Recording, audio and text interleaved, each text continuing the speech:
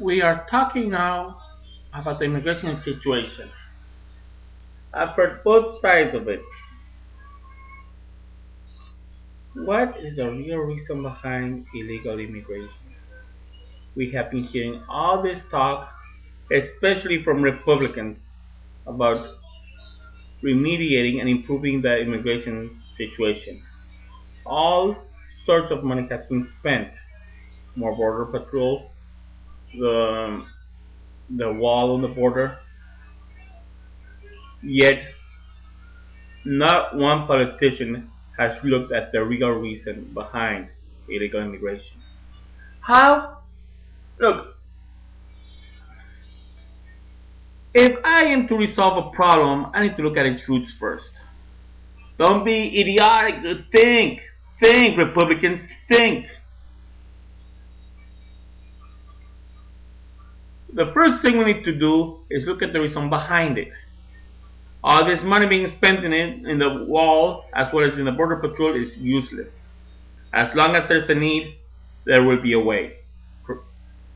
We have seen that over and over, and it will still be affecting this nation for years to come until the true causes are resolved. First and foremost, for the record, let me state that one thing clear. United States, especially with the current situation of the prices now of things nowadays, the United States needs illegal immigration. People who are here legally will not work for less than minimum wage. Let me guarantee you that. We have people who are in the country legally working in the fields, harvesting, picking the oranges that we eat, picking the food that we eat. They will be requesting and even demanding both minimum wage and benefits, maybe even sick pay. All these will be very costly. And guess who's going to be paying the money for that? Their bosses will be holding the stores responsible for making up those losses. And guess who the stores are going to cut it to? Yeah, you know those bananas you buy 3 pounds for $1 now? Yeah. If we were to lose immigrants, if all our illegal immigrants were to be deported, guess how much it would rise up to? That those 3 pounds of banana, remember, would have to go on into paying the minimum wage of those workers as well as benefits and sick pay, maybe even insurance premiums, which are skyrocketing. Have you ever stopped to think about how much money that would be? Those 3 pounds for $1 might end up being a pound for $5 or more. Who knows what the situation would be? Let's be realistic here. We are already spending too much money for gas. Though it's true, their prices are dropping, but that we still are paying high amounts of money for gas. A lot of people are losing their homes because they cannot afford to pay the mortgage, rent. Especially here in Southern California, we're looking at $1,500 a month. When many of the people make minimum wage, good luck with that. That's why you have so many families having two people work in order to make ends meet. This is going to be a nation of paupers if we keep discriminating against illegal immigrants. It is not the right path for this country. And it also stands against everything this great nation stands for.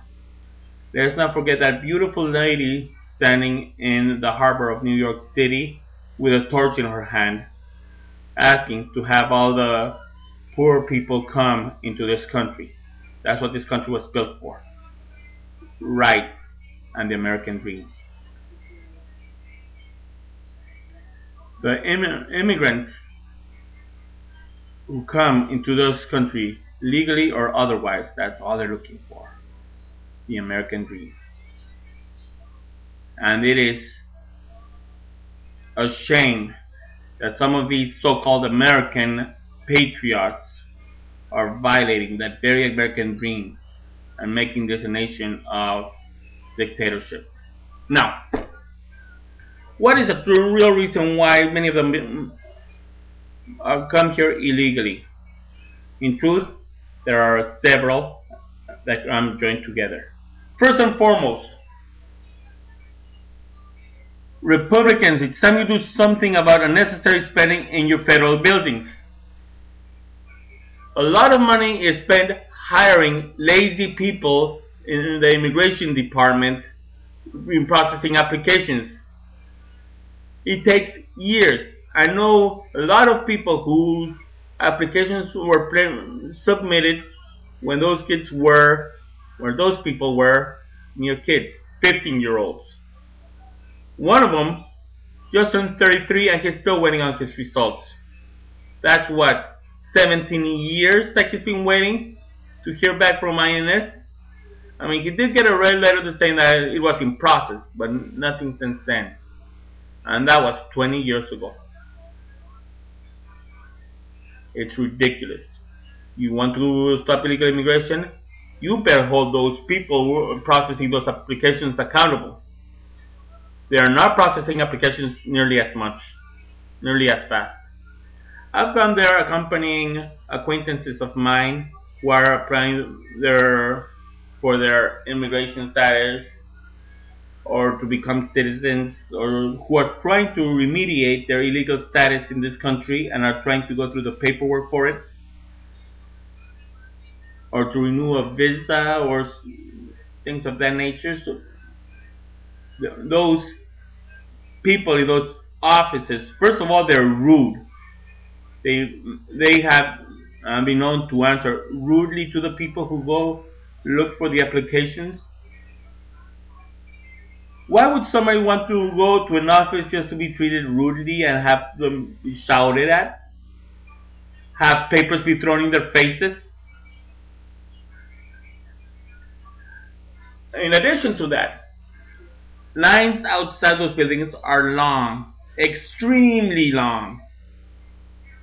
And an observation that I made, while the people outside are waiting for hours, and sometimes even turn back because the people in the office decide to it's time to close the office. Well, all along those people in there were just chit-chatting, gossiping, instead of looking at the paper they were supposed to be looking at. Aren't you paying them to process applications, or are you paying them to gossip? Here's where things get more complicated.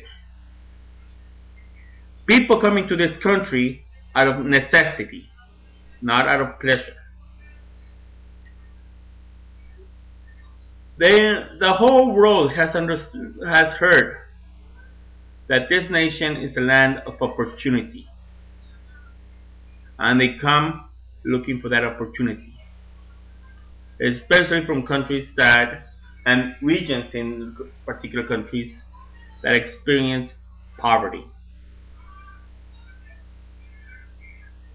They hear land of opportunity.